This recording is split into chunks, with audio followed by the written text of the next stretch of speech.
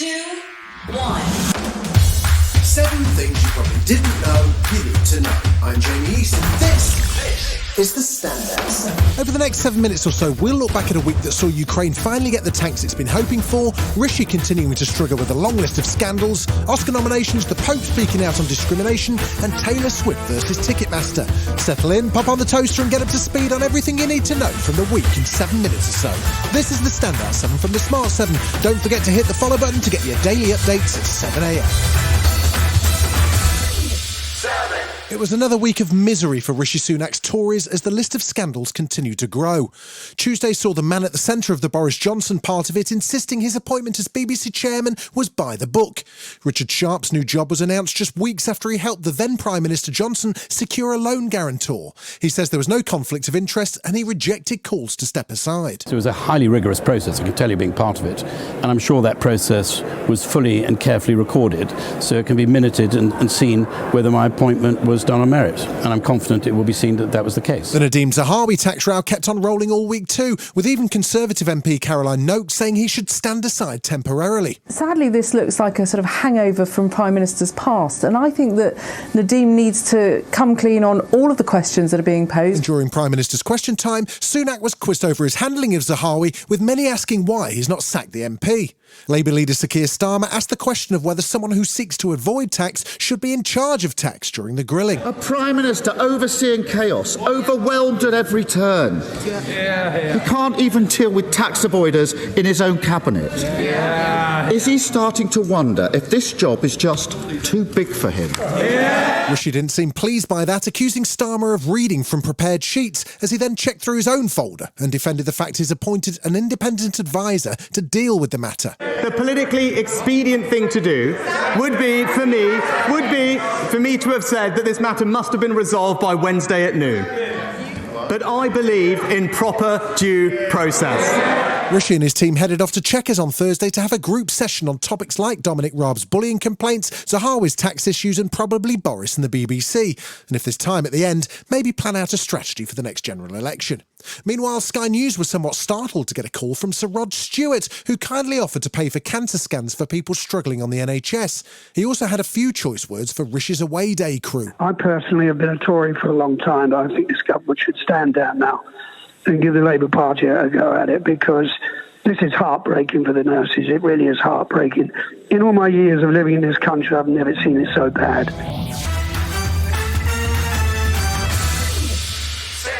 Tuesday saw the Foreign Office confirm the death of 2 British volunteers who'd gone missing in Ukraine. Chris Parry and Andrew Bagshaw were killed whilst trying to evacuate civilians from the city of Solidar. A statement from Chris's family says they're extremely proud of his selfless determination to help. Meanwhile, corruption allegations led to a shake-up of senior government officials by Ukrainian President Volodymyr Zelensky. The country's anti-corruption police is reportedly investigating bribes, and President Zelensky says officials could face jail. The Ukrainian Cabinet of Ministers has dismissed a deputy minister exposed by Ukraine's National Anti-Corruption Bureau.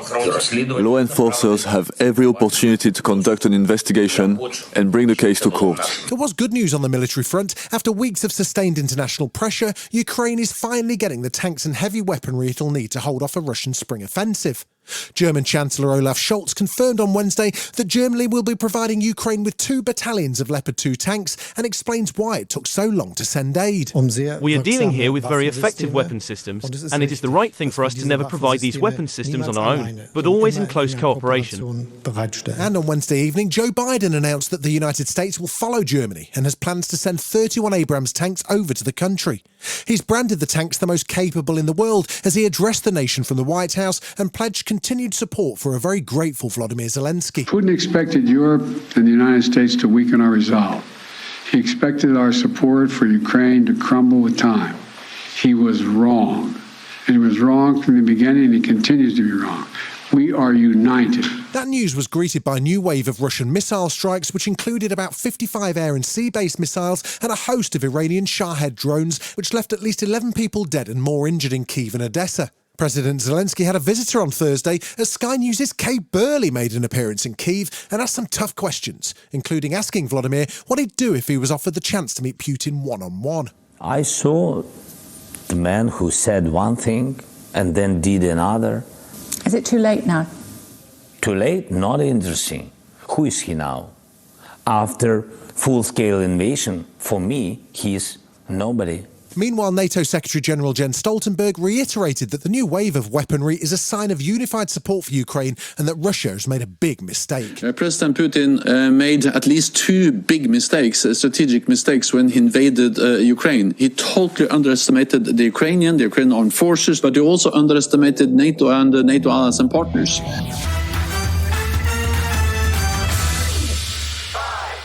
The Met Police said on Wednesday that up to 3 officers will face charges of sexual abuse, domestic violence and misconduct every week until 2025 as they attempt to clean house and reset the culture of the organisation.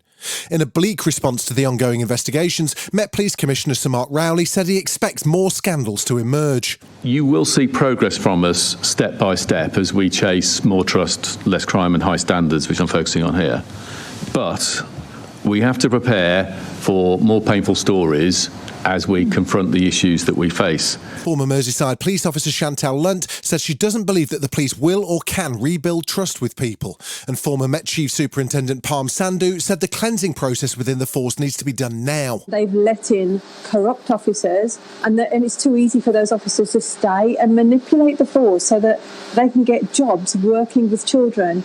But I do think that the situation is going to get worse before it gets better.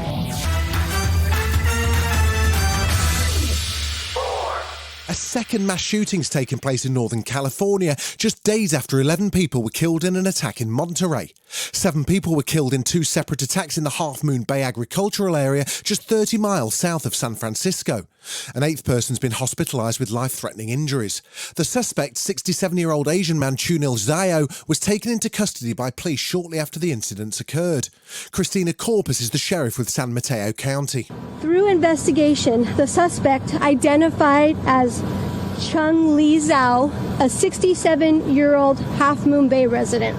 What we can tell you is that, we know that he acted alone at this time and that, we're working with our district attorney's office at this time to interview the suspect. Still to come on the Standout 7, the US Senate gets testy with Ticketmaster and Ireland celebrates as the Oscar nominations are announced. Right after this.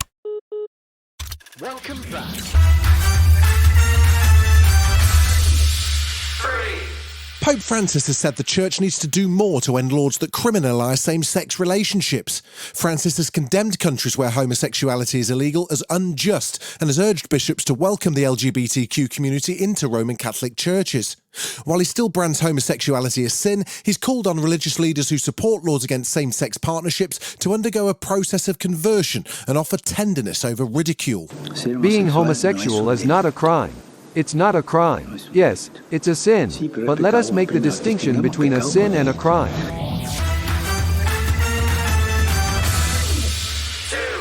Ticketmaster's been getting a grilling from the US Senate over multiple software attacks that disrupted the sale of Taylor Swift's 2023 concert tickets. In a written statement, the Californian company explained how its systems had been targeted by bots used to illegally obtain tickets. Its systems couldn't cope, leaving thousands of fans disappointed they couldn't buy seats. Ticketmaster accounts for 70% of ticket sales in the United States, and Senator Richard Blumenthal criticised the company for trying to shift the blame on the singer. Ticketmaster had the temerity to imply that debacle involved in pre-ticket sales was Taylor Swift's fault. And may I suggest respectfully that Ticketmaster ought to look in the mirror and say, I'm the problem. It's me.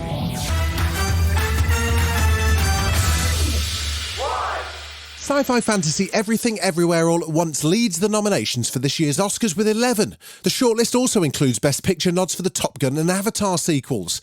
Bill Nighy and Normal People's Paul Mescal are up for Best Actor, along with Colin Farrell, who says he's beyond honoured to scoop his first nomination for his role in The Banshees of Inisherin. The film bagged 9 in total, including this one. Here are the 10 nominees for Best Motion Picture of the year. The Banshees of Inisherin, Graham Broadbent, Pete Chernine, and Martin McDonough, producers. But it was some of the more unconventional films that stole the show, and host Riz Ahmed seemed to love it. Up now, the nominees for Best Animated Short Film. My Year of Dicks and An Ostrich Told Me the World is Fake and I Think I Believe It. This is That's been the Standout 7, the best of the week from the Smart 7. We'll be back tomorrow, 7 a.m. with the Sunday 7. Have a great rest of your weekend. Written, produced and published by Daft Doris.